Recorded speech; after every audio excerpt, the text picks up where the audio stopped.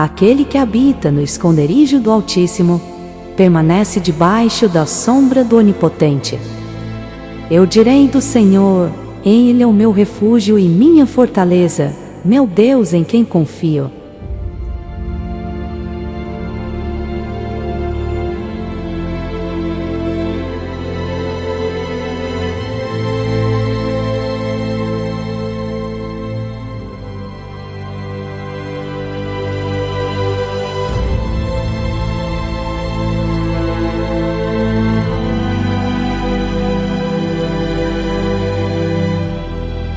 Não temos nada a temer do futuro, a menos que nos esqueçamos de como o Senhor nos conduziu e nos está ensinando com a nossa história passada.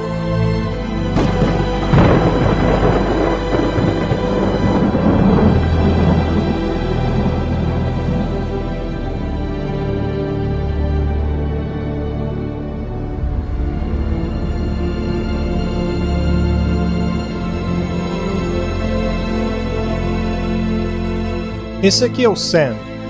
A gente chama de Sam porque não sabemos se é Samuel ou Samantha.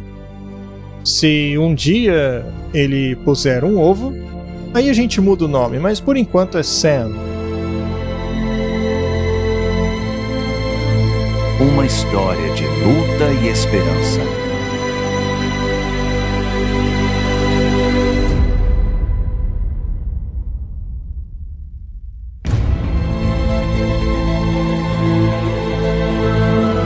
Habitando no esconderijo.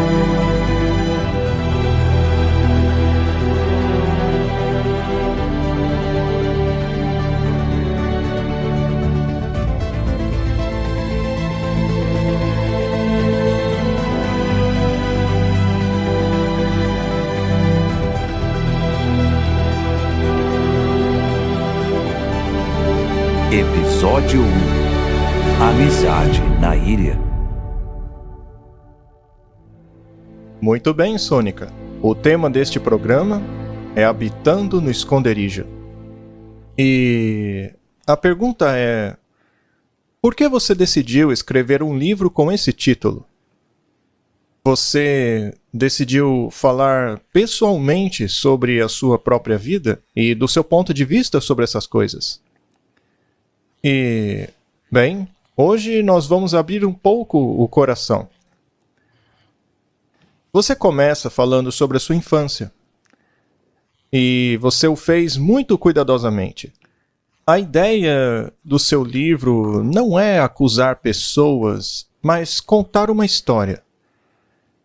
Para abordar o assunto sobre como Deus muda a vida das pessoas e que este caminho, assim como no livro de Bunyan, geralmente não é um caminho fácil. Não é um processo fácil, né? Algumas pessoas acham esse caminho tão difícil que pensam em desistir. Especialmente quando aqueles que deveriam tratá-lo como um cristão não fazem dessa maneira. Aí você pensa, por que continuar nisso? Não vale a pena. Quando o próprio Jesus falou sobre este assunto a algumas pessoas, elas disseram, isso é muito difícil. Muitas se perguntam, como é possível continuar nesse caminho? E assim vários o abandonaram. Voltando-se então para os discípulos, disse, vocês também vão embora? Mas Pedro disse, Senhor, para onde iremos? O Senhor tem as palavras da vida eterna. Essa é uma daquelas situações, não é? Então, no seu livro, eu não acho que seja o objetivo expor as coisas erradas, mas sim encorajar as pessoas a ficarem firmes, apesar das coisas erradas. E Deus utiliza estas situações mesmo quando você ainda não é cristão. Ele trabalha das duas maneiras. Ele nos conduz por meio destas experiências para chegarmos a um ponto em que temos que aceitá-lo. Isso para que quando Satanás vier com toda a sua fúria e oposição, nós tenhamos condições de suportar esse ataque, por já termos passado por experiências difíceis. Correto? Em seu livro, você utiliza aquela expressão morder a mão que te alimenta. Agora explique para nós o que você quis dizer. Bem, quando você é jovem, você é inocente. Você acha que tudo é bonito. E não percebe que existe um inimigo. Você não percebe que existe perigo. E é por isso que Deus diz na Bíblia, a menos que vocês se tornem como criancinhas, jamais verão o reino dos céus. Então você precisa ser inocente dessa maneira. No entanto, essas situações podem mordê-lo se você não entende que existe um inimigo e que um dia alguém certamente vai te machucar. Então você começou a sua história, a história da sua vida, passando por uma situação desse tipo. Ao tentar ajudar alguém, o tiro saiu pela culatra. Por toda a nossa vida, nós estamos aprendendo passo a passo que temos que ser cuidadosos em quem nós pomos confiança e com relação às armas do inimigo contra você. Sim, é uma situação muito complexa, especialmente quando pessoas estão envolvidas. Eu sei que você não quer machucar as pessoas envolvidas, mas apenas abordar alguns conceitos. É por essa razão que você alterou o nome das pessoas. Bem, acredito que se tais pessoas lerem o seu livro, provavelmente se reconhecerão nele. Sim, mas como eu disse, o propósito do livro não é acusar pessoas, mas sim mostrar a todos como Deus usa essas situações difíceis para nos moldar. Sim. E nos fazer melhores. E mesmo quando você não é um crente, Deus cria circunstâncias que levantam questionamentos. Deus cria circunstâncias que te levam a um ponto onde você tem que tomar decisões. Qualquer pessoa que olha para esse mundo vai dizer que este planeta é um lugar muito injusto. É um mundo muito dolorido de se viver. Ele tem os seus altos e baixos, suas alegrias e tristezas, mas a questão é que somos moldados por este ambiente em que vivemos. Sim, e eu acredito. Veja, eu não sei se é realmente verdade, mas eu acredito que Deus nos molda mesmo antes de sermos cristãos. Veja, Ele nos conduziu por meio de várias situações. Veja o seu histórico, veja o meu histórico. E eu acho que Ele planejou que a gente acabasse juntos. Porque o que aconteceu não pode ser coincidência. Nada acontece por acaso. Ou é providência, ou algo que você não pode definir. Agora, sabemos que há um inimigo. Quando ainda estávamos dentro do mundo pagão, e você saiu do seu histórico ocultista, e eu saí do meu histórico de conflitos religiosos, que eventualmente me fizeram ser ateu, eu então passei a me fazer a pergunta: será que Deus esteve envolvido em nossas vidas desde o início? Será que os anjos atuaram?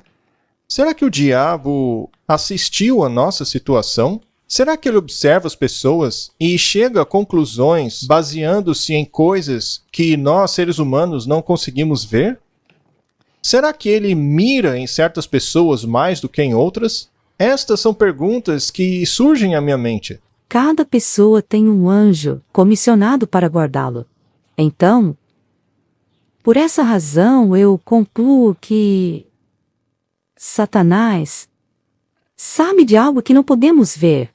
Ele conclui alguma coisa, não é? Sim. Bem, na sua história você conta que você era filha única e que não ia à igreja aos domingos. Eu sei o porquê, porque os seus pais tinham um grande problema com igrejas. Afinal, eles eram ocultistas, especialmente o seu pai. Sim, mas a minha mãe, ela cresceu como cristã, num lar cristão. E ela ela não se sentia confortável com o estilo de vida cristão. Então ela saiu e caiu de cabeça no mundo. Qualquer coisa servia para ela. Qualquer coisa era aceitável. E o meu pai foi a mesma coisa. Ele nasceu num lar cristão muito exigente. Mas a questão é que os dois decidiram explorar qualquer coisa menos a Bíblia. Mas o seu pai explorou a Bíblia, não é? No entanto, ele o fez sob outro ângulo. Sim, exatamente. Ele acreditava que tudo na Bíblia era mal compreendido pelas pessoas. Ele cria que tinha um monte de coisas espiritualistas na Bíblia. Ele a via sob um ponto de vista esotérico. Ele buscava uma verdade esotérica em algo escrito para ser verdade absoluta. Sim, então, ele nos disse para não irmos para a igreja. Ele dizia que lá nós aprenderemos somente mentiras. Mas eu sempre tive essa curiosidade de saber o que tinha em uma igreja. Porque os meus amigos eram todos cristãos. E eu pensei comigo mesma, por que Deus estaria trancado dentro de uma igreja? Houve um ponto em que eu ia de igreja a igreja, querendo saber o que tinha dentro delas, mas estavam todas trancadas. Que idade você tinha? Eu acho que eu tinha 10 anos, por aí. Mas a questão é que elas estavam trancadas e eu me perguntava, por que Deus se tranca numa igreja? Se ele é tão bom assim, por que ele fica trancado na igreja? E isso mostra o quão pouco conhecimento eu possuía a respeito de Deus. E quando eu encontrei uma capelinha, era uma capelinha feita de pedra, eu entrei e disse, uau, isso aqui é... Veja, minha vida era difícil. Eu tive uma infância bem dura. E... me desculpe, eu acabo me emocionando. Eu sei que você teve uma vida bem difícil. E eu conheço as circunstâncias porque você me contou. Mas... sim, é realmente uma história bastante triste. Mas... você contou a história sem contar a história. Sim. Porque você não quer machucar as pessoas. Sim. Então você estava procurando refúgio em um Deus que nem conhecia. Exato. E todos os seus colegas e amigos frequentavam a igreja, mas isso era um costume na África do Sul, não é? Todo mundo ia à igreja. Era natural que todos fossem, porque era o que todo mundo fazia, mas você era diferente. Você realmente estava na minoria e por isso sofria pressão. Sim, havia muita pressão porque a minha avó tinha me mandado uma bela Bíblia, porque ela era religiosa, e eu peguei aquela Bíblia, que era bem grossa e tinha letras douradas, levei a minha professora e mostrei, e ela disse, tá, legal. Enfim, mas eu coloquei ela ali na mesa e depois do recreio sumiu. Alguém tinha roubado. Mas qualquer esforço que eu fazia na direção de Deus era sempre barrado como se fosse por um muro. Eu me lembro que você uma vez me contou que os pastores de outras igrejas, eles não eram exatamente favoráveis a você, porque sabiam do seu histórico e de onde você vinha. Eles desprezavam os seus pais, desprezavam a crença de seu pai. E assim, ao invés de serem bondosos com você, eles a tratavam como se fosse lixo. Bem, mas eu acho que Deus acabou usando isso a nosso favor. Pois foi assim que nos conhecemos, não é mesmo? Sim, mas eles te tratavam tão mal que um daqueles pastores acabou te humilhando. Quantos quilômetros mesmo você teve que andar para ir à igreja ao domingo? E aliás, sozinha, porque seus pais não te levavam lá. Eu tinha que andar mais de 10 quilômetros. E com que tipo de sapato? Salto alto.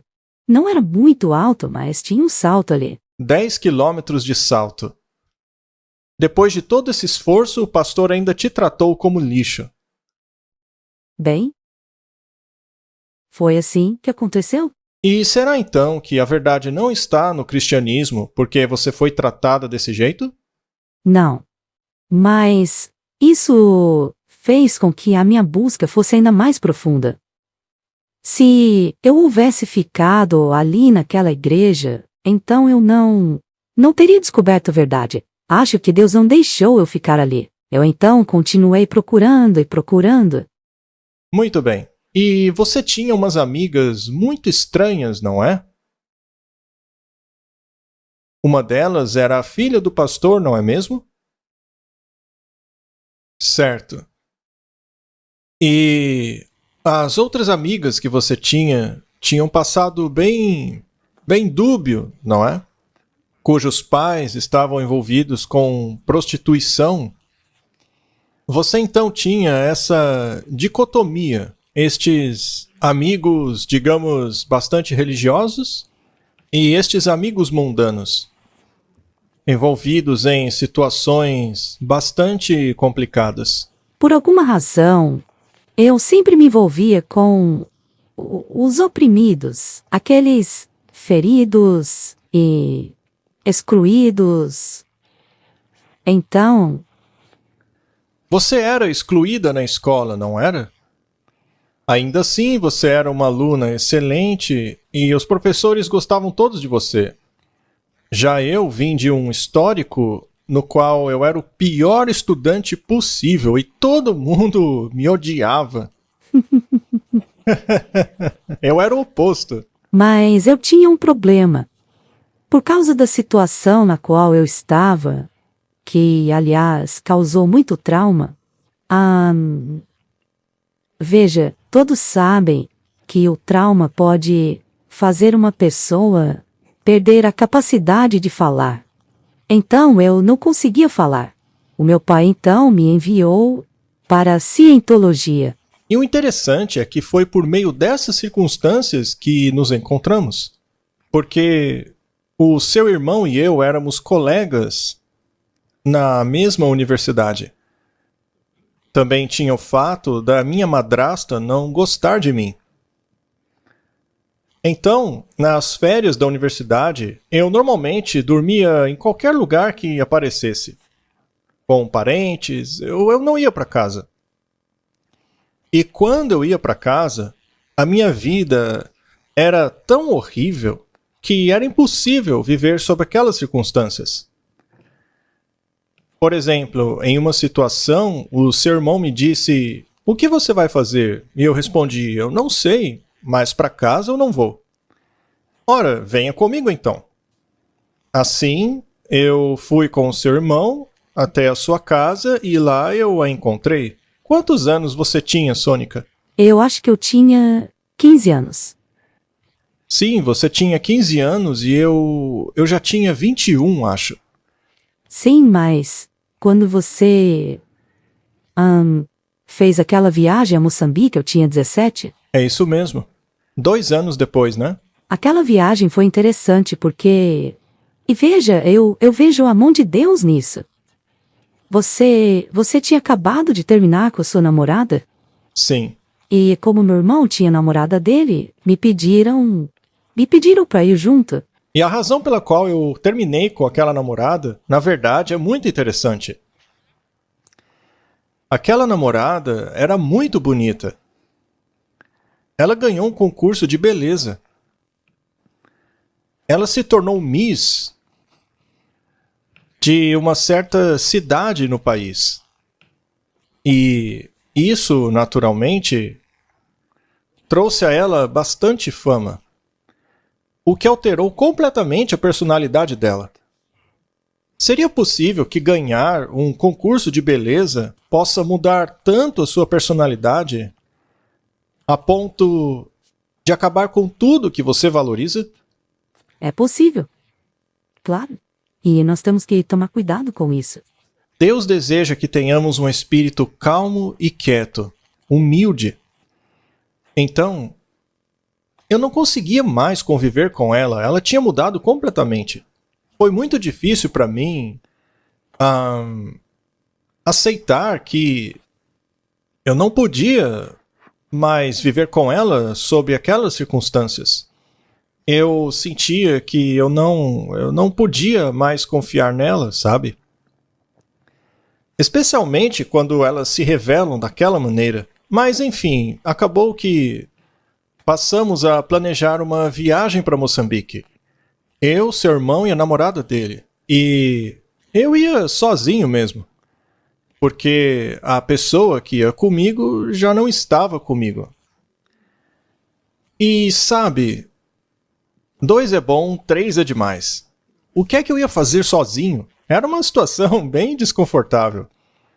Mas como eu já havia pago tudo e já havia prometido custear parte da viagem, eles não podiam mais fazer sem mim. Eu tive que ir então. E lá estava você, com 17 anos de idade. E nós decidimos, vamos levá-la? E nós fomos a uma ilha tropical. Sim. Era a ilha de Magaruque, não é? Sim. Não tinha nada lá. Naqueles dias, era a ilha mais linda que você poderia ir no Oceano Índico. Ali na costa de Moçambique. E não tinha nada naquela ilha, mas foi ali que eu passei a conhecê-lo e nós sentávamos na praia, ouvindo as ondas, os pássaros, as árvores. E então, de repente, você me disse uma coisa literalmente do nada. Você se lembra o que foi? Que as pessoas são como pedras. Sim, mas por que você disse aquilo?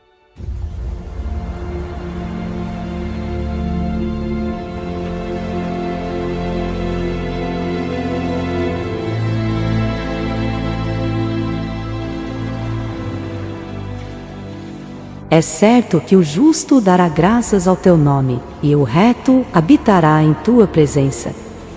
E o meu povo habitará em uma habitação pacífica, em lares seguros e em quietos locais de descanso.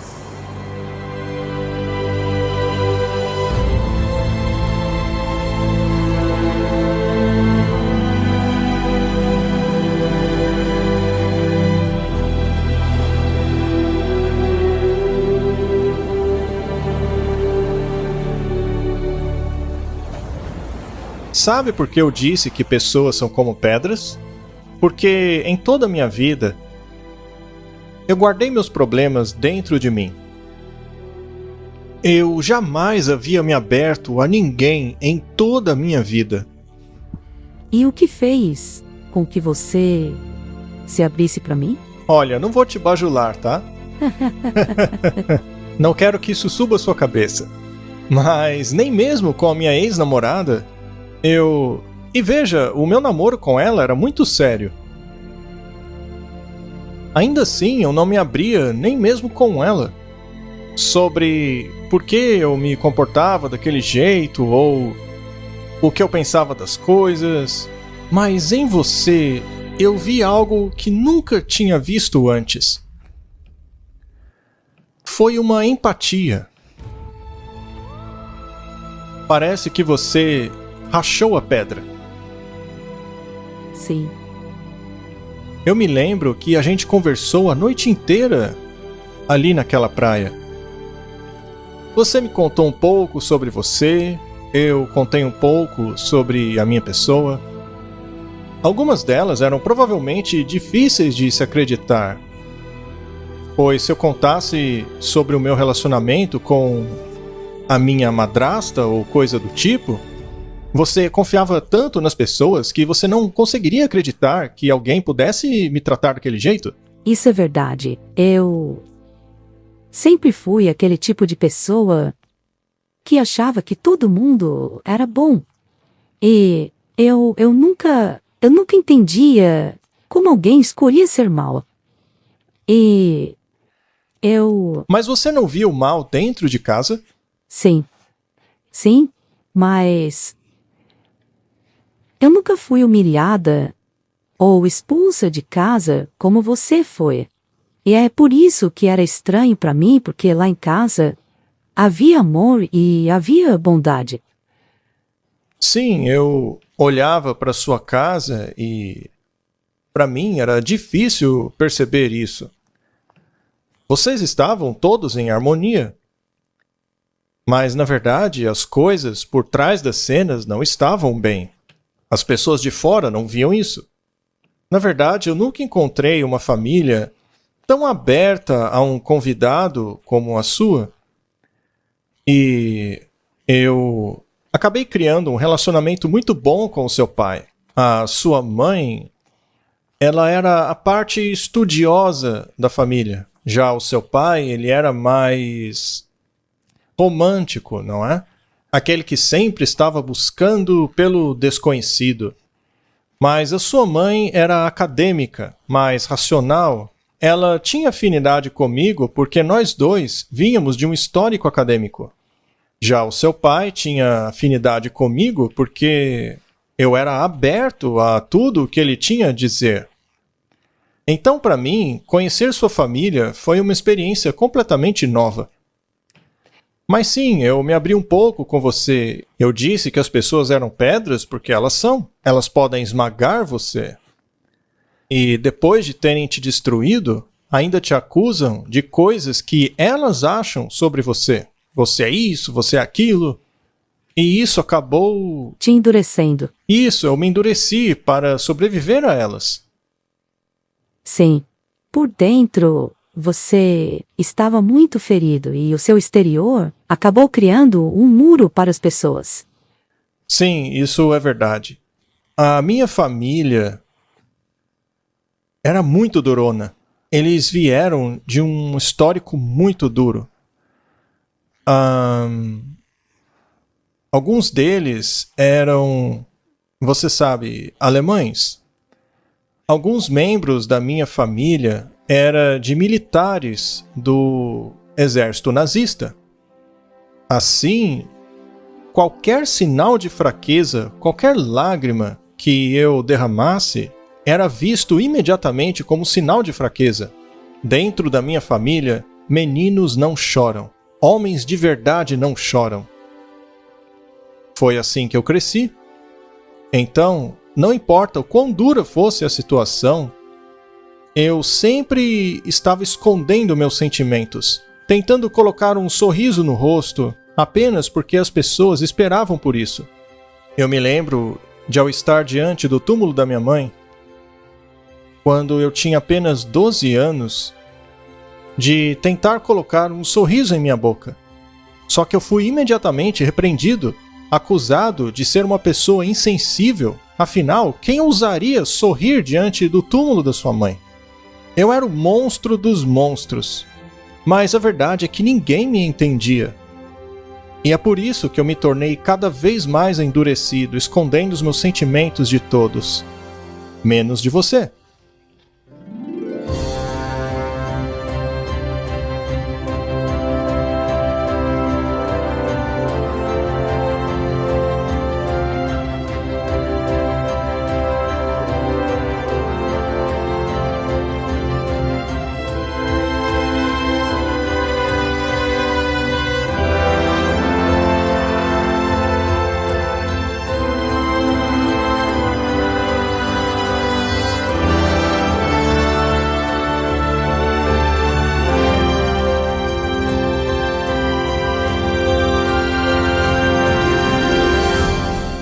Você lembra o que me disse sobre as suas aulas de piano? Sim, eu me lembro do que falei sobre o meu pai e as aulas de piano.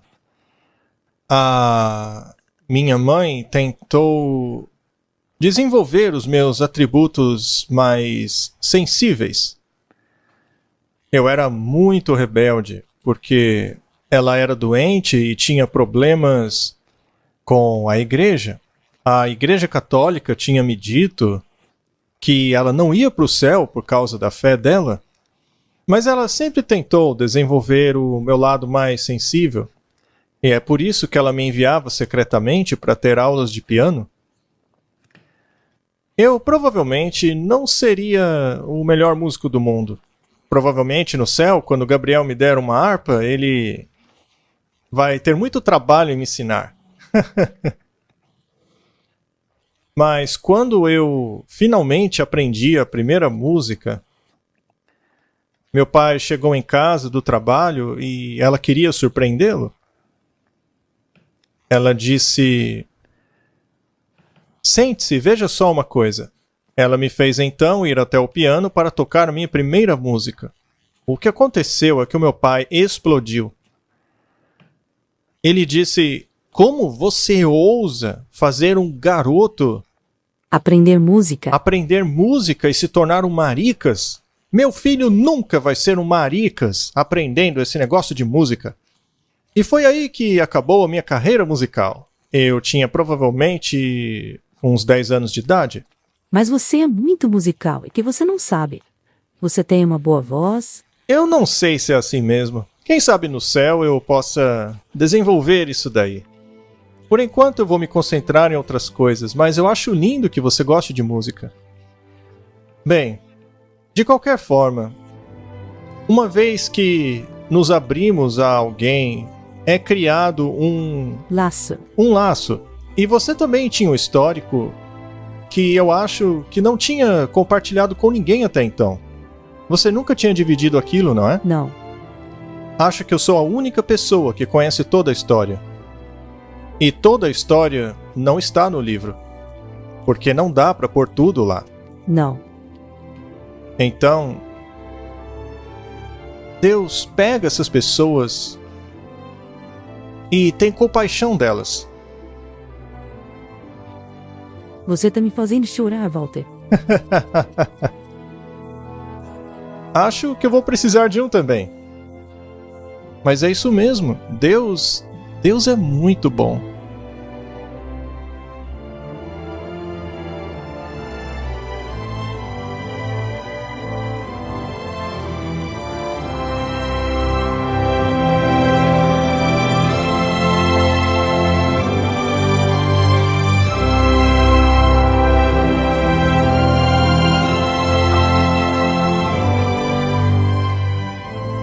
Mas o Senhor, ó Deus, é um Deus cheio de compaixão, de graça, longanimidade e cheio de misericórdia e verdade.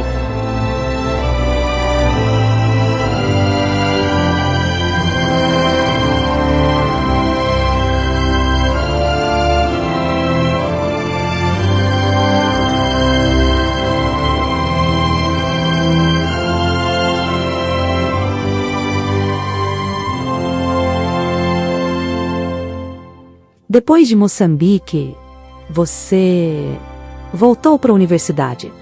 E eu voltei para casa. Eu terminei meu último ano na escola. E então... A gente trocava cartas, não é? Eu mandei muitas cartas para você. Sim, isso não era do seu feitio. Você ainda tem as cartas? Não, né? Mas faz parte, é assim mesmo, a vida vai correndo. Bem, eu então decidi ir para a faculdade no próximo ano. E era bem longe, era uns 2.000 quilômetros de onde você morava. Sim. E eu cheguei lá na estação e eu tinha que pegar 2 trens. Um trem para um lugar e de lá um outro trem para a universidade. Era uma viagem de 3 dias. Os seus pais nunca te levaram para lá, né? A maioria dos pais tem o costume de levarem seus filhos até a universidade. Mas, no seu caso, você chegou sozinha. Você estava acostumada, né? Meus pais acreditavam que a criança precisa crescer de maneira independente. Eles não queriam me mimar muito. Isso te colocava numas enrascadas desde criança, né? Sim, é verdade. Mas aí eu finalmente cheguei lá na estação de Stellenbosch, na cidade onde ficava a faculdade. Era para você me encontrar lá, mas não tinha ninguém. Eu não fui encontrar você. Você estava sozinha? Pois é, eu só tinha 17 anos e era a primeira vez que eu estava fora de casa. E acontece que não tinha ninguém lá. E eu ainda tinha dificuldade para falar. Eu não conseguia falar com pessoas estranhas porque o trauma ainda me impedia de falar. Então, foi difícil para mim. Eu finalmente liguei para um táxi que foi lá me pegar. E naqueles dias, o dormitório era como um quartel de exército. Isso, um quartel de exército. Era estranho e não podia fazer nada ali. A gente também não podia deixar o local. E depois de 2 semanas me perguntando onde é que você estava, depois de 2 semanas, apareceu lá um baixinho dizendo que você estava no hospital. Aquele baixinho era realmente estranho. Eu gostava muito dele. Era seu amigo. Ele estava estudando para um PhD na minha universidade. E, basicamente, nós fizemos a pós-graduação juntos. Eu já estava lecionando quando você chegou. Eu era um professor júnior, quase que como um estagiário. E aquele cara era da Nova Zelândia e era muito estranho. O seu PhD era sobre camaleões. E quando ele cumprimentava a gente, ele tinha uns maneirismos muito estranhos. Na verdade, ele agia como um camaleão. Quando alguém era apresentado a ele, ele dizia: "Como vai você?" Como um camaleão mesmo, era engraçado. E ele também era um perfeccionista. Um completo perfeccionista. Ele organizava as canetas dele na mesa de um jeito muito específico. E eu tenho que confessar que eu adorava bagunçar a mesa dele. Eu acabei descobrindo uma maneira de entrar no escritório dele utilizando uma certa combinação de chaves apenas para trocar a ordem das canetas. Apenas para ter o prazer de ouvir o grito de agonia dele ao ver que a ordem das canetas tinha sido trocada. E foi esse carinha estranho que foi até você. Uhum. Ele disse que você estava no hospital e a preceptora deixou eu ir com ele, mas que voltasse logo. E então, lá estava você. No hospital, totalmente doente por má alimentação. Você não comia adequadamente naquela época, porque seu pai não te dava dinheiro para comer. Então, você acabou pegando uma grande infecção. E então eu fiquei sabendo que foi por essa razão que você não foi me encontrar. Sim, naquela época, eu havia sido expulso de casa pela minha madrasta, que disse que ela não tinha que suportar alguém como eu. Mas houve uma época que eu a levei comigo para apresentá-la a eles. Quando eu saí do hospital, eu fui encontrá-los e minha madrasta te cumprimentou com as palavras mais horrendas que eu já ouvi alguém dizer para outra pessoa. E você ainda disse: "Ah, não foi tão ruim assim. Eu acho que você está exagerando, Walter." Mas as primeiras palavras que ela disse a você foram devastadoras. Sim, é verdade. Uma das coisas que ela reclamava é que você iria herdar tudo aquilo que era de direito dela. E eu fiquei surpresa com aquilo. Como alguém pode dizer isso? Ah, e ela também me xingou. Ela me chamou de... Vadia. Sim, algo do tipo.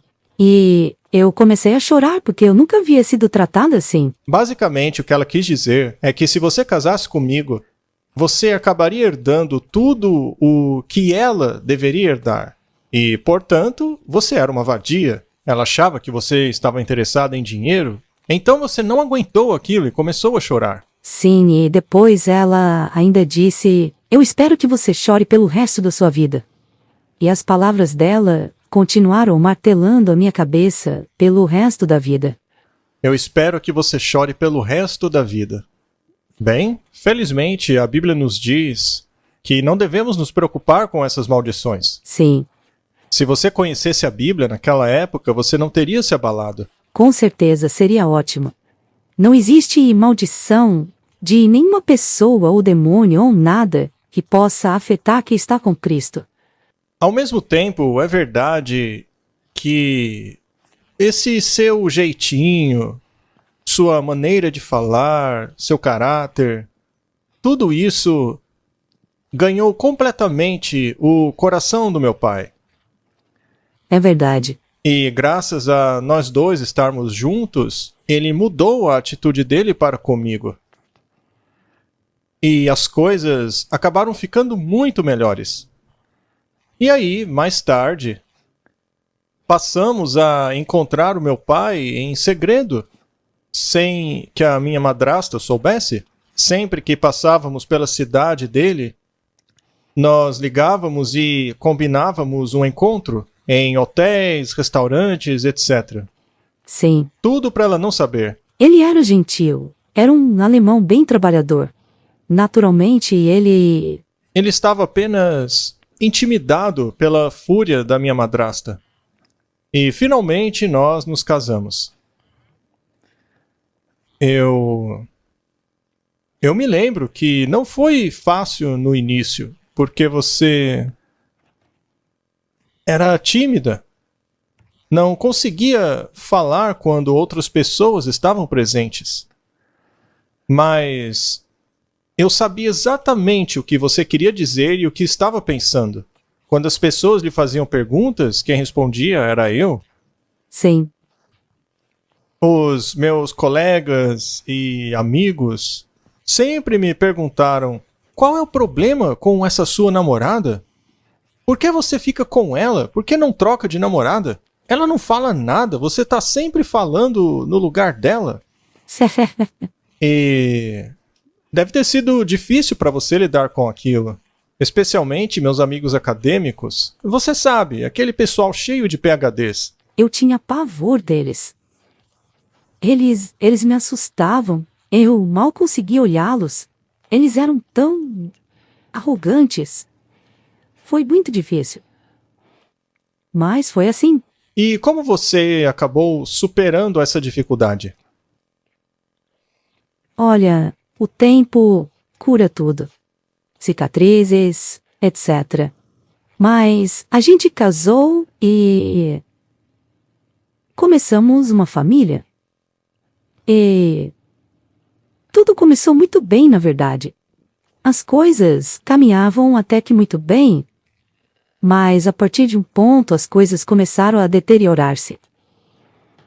Você começou a ficar muito estressado no trabalho, as pessoas passaram a te invejar. Sim. Você parecia que estava entrando em trevas. Parecia meio... não é deprimido, mas... não era mais a pessoa que eu tinha conhecido.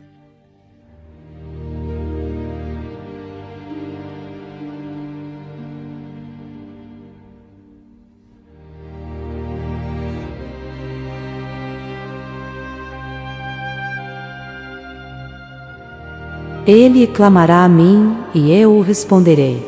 Estarei com ele na angústia, eu o libertarei, e o honrarei. Com vida longa o satisfarei, e lhe mostrarei a minha salvação.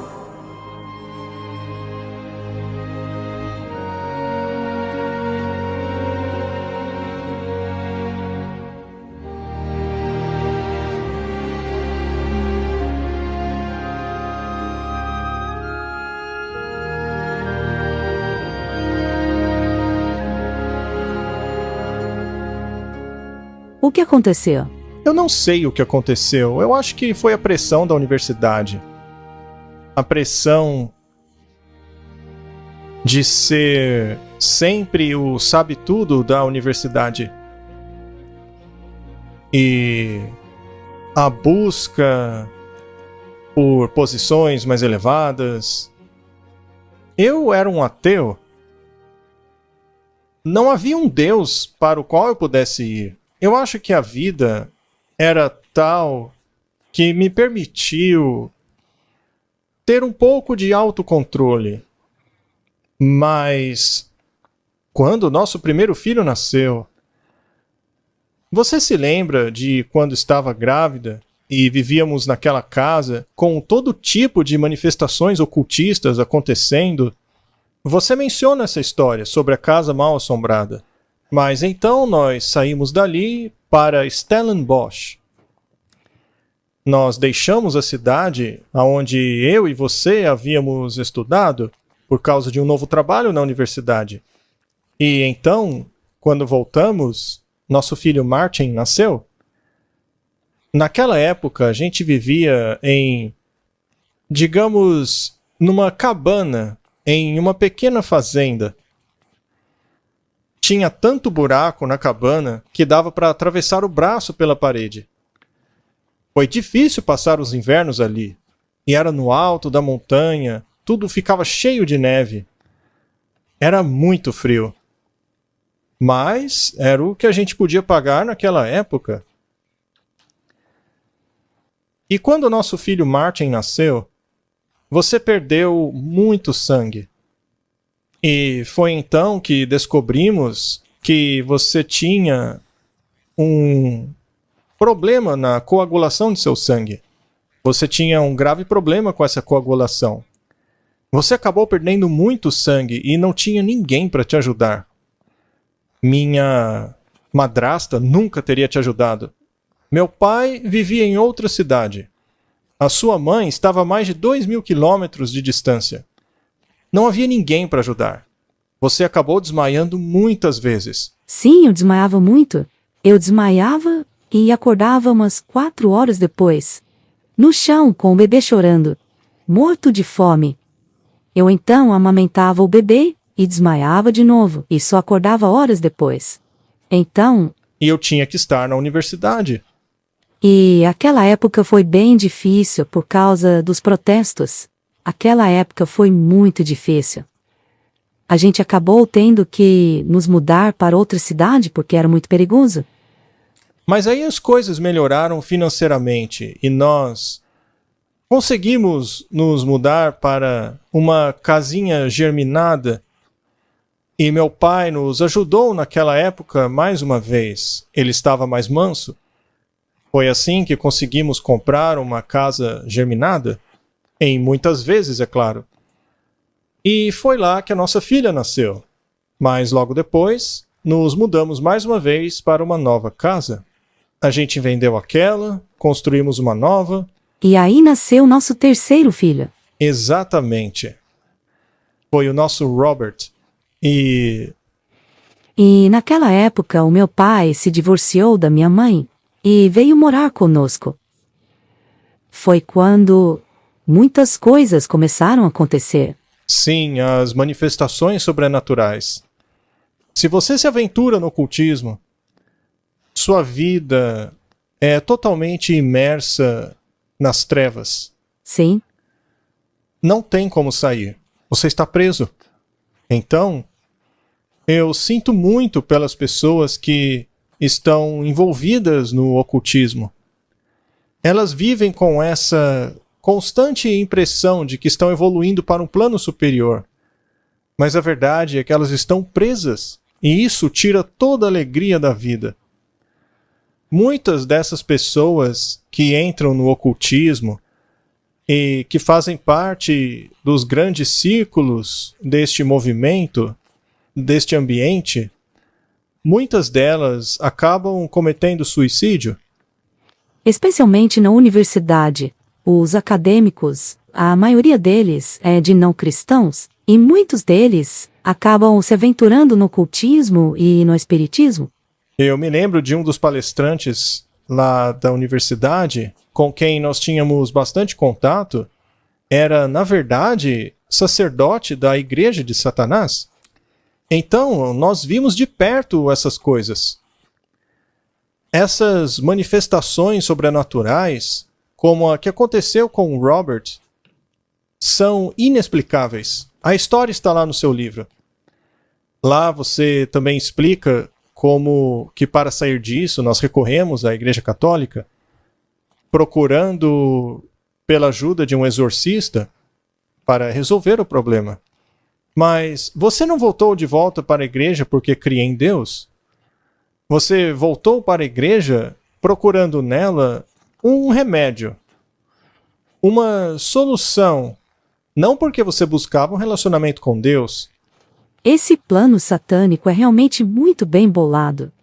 Ele faz uma desgraça na sua vida para que você busque a solução na Igreja Católica. E assim, E parece que ela realmente resolve o problema. E então, eu, como ateu, comecei a me perguntar como isso é possível?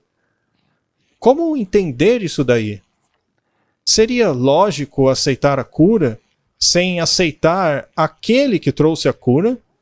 No caso, a Igreja Católica? Então, foi isso que aconteceu. Mas aquele exorcista que você achou, cujo nome você não cita no livro, sim, eu fui até o convento para buscá-lo de carro. E quando eu cheguei lá, ele descreveu exatamente o meu problema, sem eu ter dito uma palavra para ele. Aquilo me deixou embasbacado.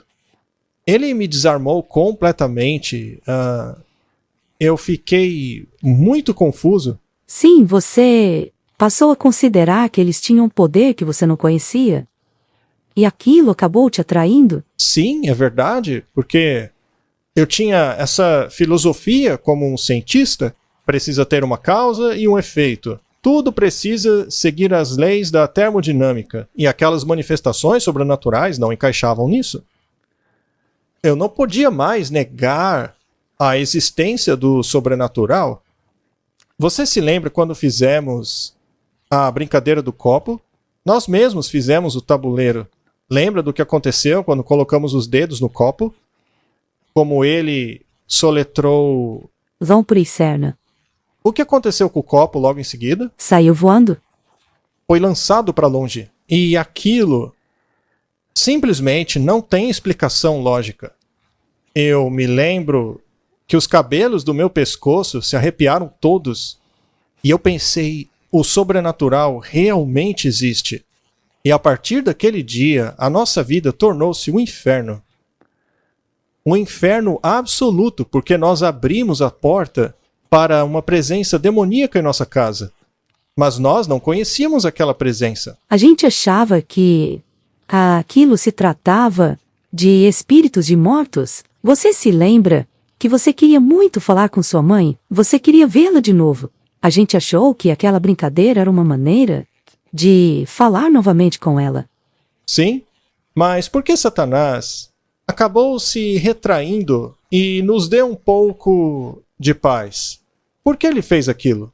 Porque agora estávamos aonde ele queria, na Igreja Católica. Há uma citação no Espírito de Profecia, na qual ela diz assim: Satanás dá aos seus escravizados uma certa medida de paz, mas se tentar escapar, você vai começar a passar por situações que nunca imaginou. Eu penso que o que ele queria fazer era nos prender dentro daquela crença no ocultismo e na solução da Igreja Católica. Veja, uma vez que você está preso a uma mentira, não importa qual mentira seja esta. Tanto faz se você acredita no satanismo, ou em maus espíritos, ou magia branca, não faz diferença. Ele não se importa. Ele não se importa se você está dentro de uma religião formalista. Ele não se importa se você se ajoelha toda vez que o sino toca, se você reza toda vez que vê a fumacinha lá. Agora, se você tiver um relacionamento com Deus, aí ele vai surtar. E se você estuda a Bíblia? Se você estuda a Bíblia. Você se lembra o que aconteceu ao Robert quando pegamos a Bíblia? Você lembra? O Robert ficou realmente muito, mas muito agitado. Assim que a pegamos para ler, ele quebrou uma garrafa de vidro e começou a andar em cima dos cacos. E quase perdeu o dedão do pé por causa disso. A gente teve que correr para o hospital para costurá-lo. Sim, isso mesmo. Sim. O cal sempre baixava quando pegávamos a Bíblia. porque ele te livrará do laço do passarinheiro e da peste perniciosa. Ele te cobrirá com as suas penas, e debaixo das suas asas te confiarás. A tua verdade será o teu escudo e broquel. Não terás medo do terror da noite, e nem da seta que voa de dia, nem da peste que anda na escuridão, e nem da mortandade que assola ao meio-dia. 1000 cairão ao teu lado, e 10.000 à tua direita, mas não chegará a ti.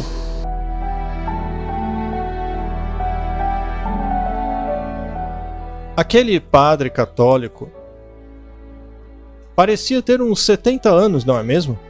Provavelmente. Ele tinha uns 70 anos. E ele tinha uma postura calma, segura. Digna. Sim, de opulência. Ele era irlandês. Um padre católico irlandês era o exorcista da catedral da região. E é na catedral onde está o trono do bispo. E ele tinha os documentos assinados pelo bispo para rezar uma missa em nossa casa. Incrível, não? Sim. O que você sentiu quando ele entrou? Você não era católica. Você não era uma crente. E aí chega aquele cara com toda essa bagunça em nossa casa, a criança chorando, aquele caos. Você sabe. Bem, eu achei que aquele homem era o nosso Salvador, que ele ia nos tirar daquela situação. Afinal, a postura dele era tão calma, e além disso ele já sabia tudo de antemão. Que tipo de mortal é assim? Então, eu via ele como um Salvador, que iria nos ajudar. Depois da missa dele, todos os animais não vieram correndo? Sim. Eu tinha muito respeito por ele. Ele começou a cambalear na direção do quarto da criança, parecia até mesmo que ele ia cair. Mas... parecia que havia uma mão invisível segurando ele. Foi tudo muito dramático, não foi? Sim, muito. Eu nunca vou esquecer dos cachorros. 2 cachorros e um gato. Mas você não disse por que o padre veio até nós. Por que ele veio? Por que chamamos o padre? Sim. Ah, O que acontecia 2 da manhã? sim, eu sempre era estrangulado às 2 da manhã. E também às 2 da manhã, o nosso filho acordava gritando como se estivesse sendo assassinado. Ele também ficava com aquelas febres que subiam tanto que ele desmaiava. A gente achava que ele tinha morrido. Levávamos o corpinho dele para o hospital no meio da noite e os médicos tentavam reavivá-lo por horas. O colocavam em tendas refrigeradoras para baixar a temperatura. Foi um pesadelo. Isso está no seu livro. Mas lá estava o padre. E ele tinha vindo para exorcizar os demônios que estavam causando todo esse problema. Foi uma situação sobrenatural. Toda noite, às 2 da manhã. Você se lembra do nosso relógio vermelho? Sim. E do que acontecia a você às 2 da manhã? Sim, eu era estrangulado. Eu não conseguia respirar. Eu acordava exausto, todo suado. E naquele exato momento a criança começava a berrar. E nós já esperávamos por aquilo, porque acontecia toda noite. Aquilo não era natural, era sobrenatural. E lá estava o padre, com a sua água benta, rezando uma missa. Mas voltando, eu me lembro muito bem dos nossos cachorros correndo pela passagem e sentando-se naquele semicírculo em volta do altar que o padre montou. Você se lembra dele tirando o anel por ter uma relíquia nele? E eu não tinha ideia do que estava acontecendo. Eu nem sabia que um exorcista tinha que ter uma relíquia, alguma peça santa para ele poder fazer uma missa, mas aquilo, na verdade, era um ritual para os mortos. Mas parecia que tudo aquilo que ele fazia tinha um poder mágico, pois todo problema acabava. A nossa casa finalmente ficava em paz. Você se lembra daquela noite em que você colocou o Robert na cama? Pela primeira vez ele dormiu de barriga para cima. Ele sempre dormia como um feto, encurvado. Berrando até cair no sono. E pela primeira vez ele estava dormindo de costas, em paz. E também ele estava fazendo gugu dadá, não é? Sim, sons de bebê. Sons de bebê. E você se lembra o que aconteceu quando o padre te ligou? Você se lembra?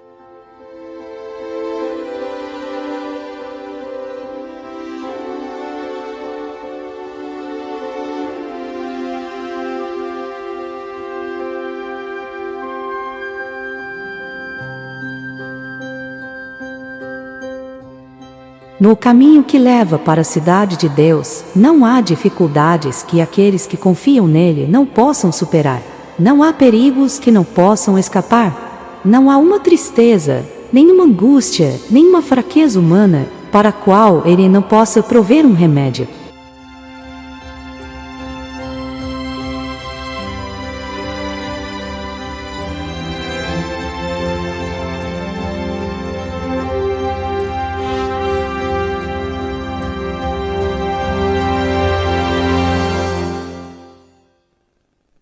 Olá pessoal, estamos indo para o